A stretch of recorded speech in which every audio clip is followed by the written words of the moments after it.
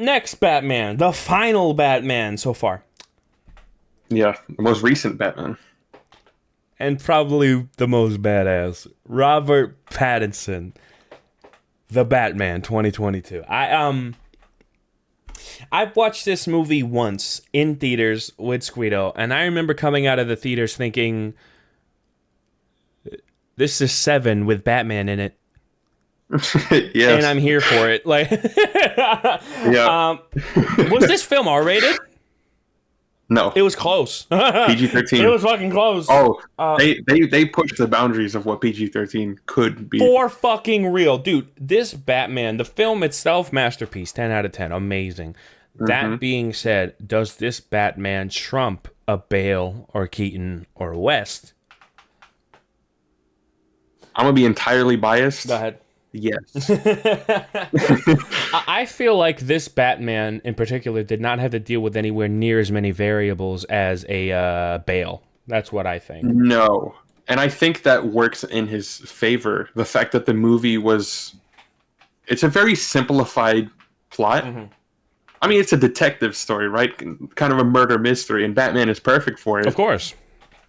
And so I feel like the emphasis, right, on this being a Batman-centered detective story really works in his favor. And we don't really see a lot of Bruce Wayne in this movie. And when we do see Bruce Wayne, it's just to help kind of extend the detective case. Because he's not really going out as Bruce Wayne. He's going out as Batman, just without his costume. When you really think about it, you know what I mean? I hear you. He's just going out there, to find more info on the Riddler. He's not really caring about putting up the Playboy persona like the other Bruce Wayne. It's literally Batman almost the entire film. He takes his mask off like, what, 2 times? Film. Yeah. And I've seen people complain about that aspect, right? That's, his Bruce Wayne is not good. He's not a Playboy billionaire. There's not enough. You got to understand. There's not enough. This is year 2 Batman. Okay, we talked about Ben Affleck being Batman for 20 years. You got to understand. I know where you're going. Go ahead. I know exactly where you're going. You got to understand where this Robert Pattinson Batman is at, mentally, and where he's at in his career. This is a year 2 Batman. He's on his 2nd year of fighting crime.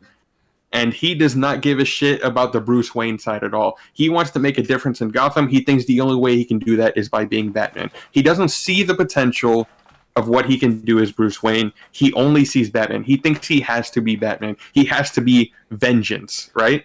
You hit his arc in the... Go ahead. You can go ahead. No, you go ahead, and then I'll let you finish. You're on a roll. Go ahead.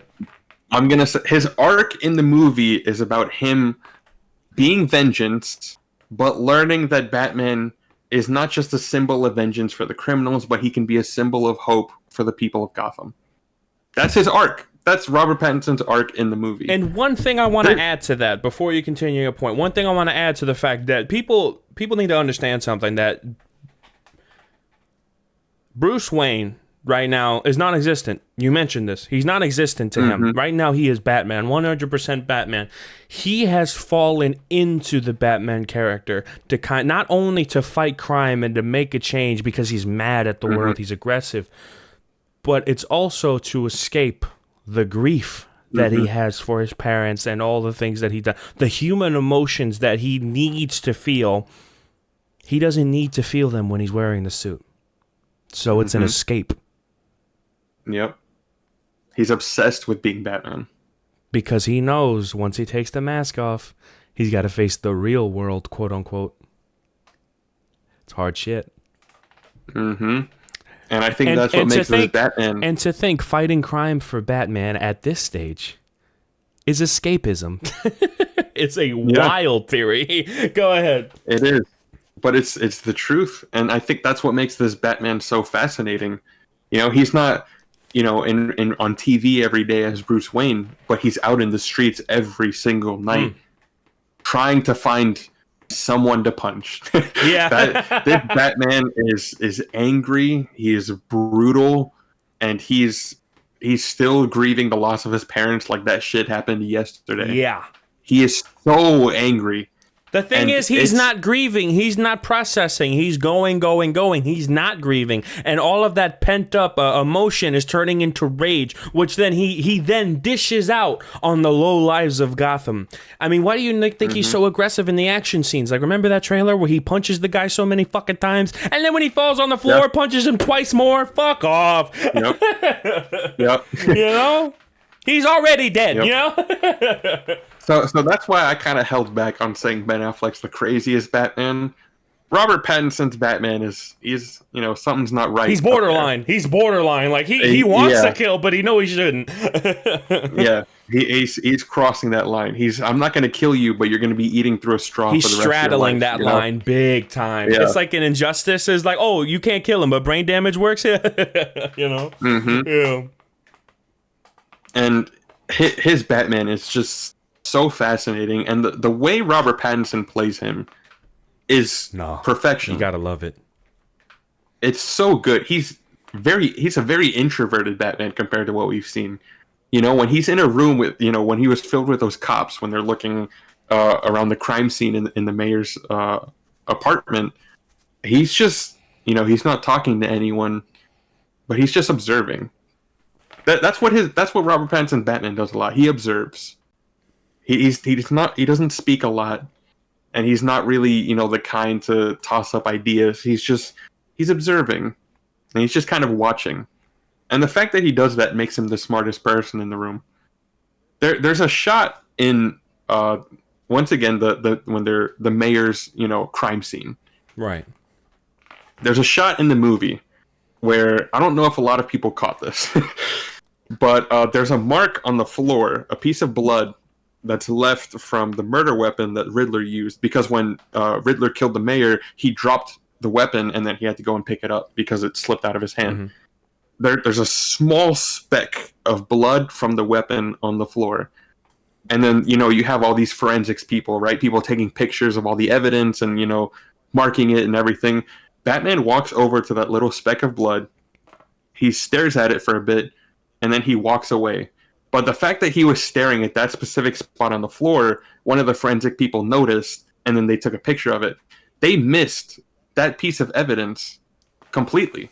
They walked over it the entire time. Bro! Batman is the only one that went over, looked down, saw that speck of blood on the floor, and then he walked away.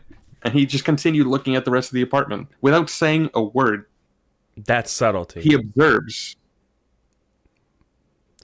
I love the emphasis on the best detective of the world. In the world, the entire film is literally Bat Detective. I love it. Yeah, and this is year 2. He's not perfect. Right, he's not perfect. He makes a lot of mistakes. Of course, he's learning it, right? But one thing I do want to add, right, is I just like how, como se dice, even though I love Christian Bale's portrayal, I do really. I think one of the most memorable scenes to me was when he was checking ballistics in The Dark Knight. Mm-hmm. When he saw a bullet hole in the wall, he took that chunk out. He went back to the lab, got it processed, got it analyzed. It's like, oh, I know where this bullet comes from. That kind of thing. Little shit like that goes so far in a Batman film because once again, you need to emphasize the detective stuff. I love those scenes in the Dark Knight trilogy. In this film, it's literally the entire film, and it's beautiful. It really is. Good. And when we talked about Christian Bale's Batman, I mentioned how I wanted his Batman to have some kind of a warmth, right? Mm-hmm. He show a little bit of that emotion that he has, and I get it, right? When he's talking to criminals, obviously he's not going to be emotional in front of criminals. Right. He's trying to make them scared. You're not going to do that. But in this movie, when towards the end, when the stadium's flooded and everyone is trapped underneath like all the rubble and everything, and then here comes Batman with a flare, the only light in the entire room, everything's pitch black.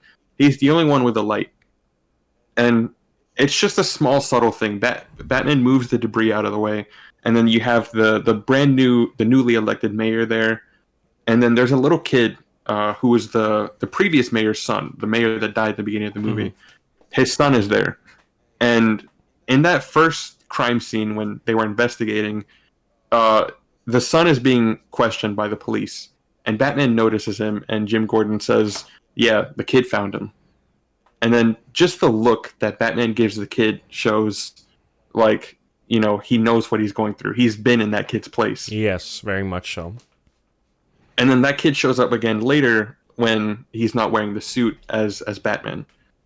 When he's just Bruce Wayne, and he's staring at the kid again as Bruce Wayne. But then we get circle back to the end with when the stadium's all flooded and everything. Batman reaches out his hand to pull the people out of the rubble, and the mayor, she's afraid of him because she doesn't know what Batman's capable of. For her, he's a vigilante. He's just a criminal. But that same kid grabs his hand. And in a way, it's like he's saving himself. He's pulling himself out of the rubble. And I think just the small emotion, just the way that Robert Pattinson in the Batsuit holds his hand out to the people, and he's holding up the flare, it's the only source of light in the room, and the way he's looking at everybody, there's so much emotion in his eyes and the way he carries himself that goes so far with this version of Batman. This version of Batman is very emotional. He's a detective, he's a logical thinker, but in the way he carries himself and the way, Robert Pattinson does a lot of eye acting here. Very much so. It focuses a lot on his eyes. And throughout the entire movie, you can see exactly what Batman is thinking in his eyes the entire time. From start to finish, every thought going through Batman's head, whether it's logical or emotional. And I think that scene when he's trying to help the people out goes so far. And you immediately follow that up with when, you have all these people, all these survivors up on the roof of the stadium. And there's that shot of Batman carrying the woman through the crowd with the sun rising in the distance. Such a good shot. One of my favorites in the entire movie. He's carrying the woman, and he puts her out on the stretcher to be airlifted because she's hurt. And as soon as he puts her down, she grabs his arm as if like she doesn't want him to let go. And just the look that he gives her, it's like now he understands what he can do as Batman, what Batman stands for the people. And there's in the way. It's so fucking good. You can clearly tell I love this movie, and I'm so biased with this Batman, but it's just the mannerisms, the aesthetic, the detective work, the way he fights people, everything. The way Robert Pattinson carries himself as Bruce Wayne and as Batman, it's perfect. It is to me, the Batman is the perfect live action portrayal of the character. And it's the best live action Batman movie. Hands down.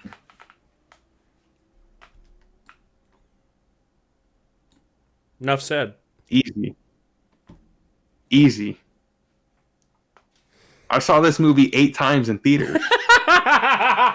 8 fucking times. Holmes sounds desperate. I saw this movie 8 times. Probably 8 times in theaters, and I don't even know how many more times I've seen it here at home. I have nothing else to add to this except the film itself, cinematography-wise. Cinematography-wise, beautiful. The shots, the subtlety, the layers, the villain, everything about the film was awesome. But the portrayal, for now, is literally the perfect portrayal of Batman. I feel you, I understand you, and I think that the other films definitely have more variables that they could fuck up to a degree, and specifically Affleck and Keaton. But I think that this one is also infinitely more complicated than Keaton's character, and I think Christian Bale's character is definitely more complicated because it has a trilogy of films. And I feel like he has a lot more to work with, right? So I'd have to say that right now, if it continues to go this way, it will continue to stay at S. Abso-fucking-lutely. Yeah. Without a shadow of a doubt, this will continue to stay at S. But if the sequels afterwards tend to fuck it up, make them contradictory, we're looking at lower and lower because we're talking about all entries. All right. But that being said, I don't think it's going to happen. I think it's going to stay up here. So we'll see. Yeah. But this Batman... I think the one thing that we can all agree on is that for a sequel, we just want to see more Bruce Wayne. Yes. Because he was Batman the entire movie for this movie. I think a little bit more Bruce Wayne would be appreciated. I think it's the most logical step storytelling-wise. Yes, very much so. For sure. They're yes. leading into that, you know, so it makes sense. Mm-hmm. Anything else you had to say? No, Batman's perfect, and now I want to watch it again. Go see the Batman. Yeah. Also, you want to know a fun fact about the cinematography? No, anyway. I'm kidding. Go ahead. You were just mentioning how beautiful the movie was. When they were renting out those lenses that they used for the movie from, I don't know what company it was, but the camera company that, you know, they got all their cameras from, they said that those were the worst lenses that they had. Damn. And then they were able to make the movie look as good as it was with the quote-unquote worst lenses that they have. Movie Magic. But it's just because all the focus and shit was like messed up. But that's why there's a lot of like very shallow depth of field type shots in the movie. But that shit look good. That shit look good as fuck. When you give people who are talented enough dog shit equipment, they can make great movies. It is what it is. Yeah. What can you do? You take shit and you make lemonade. Yeah. Nah, you make a lemon smoothie, bro. Fuck out of here. Yeah, overall, great Batman. And I think right now, he hasn't fucked up anywhere near as much as all the other Batmans. So, there you go.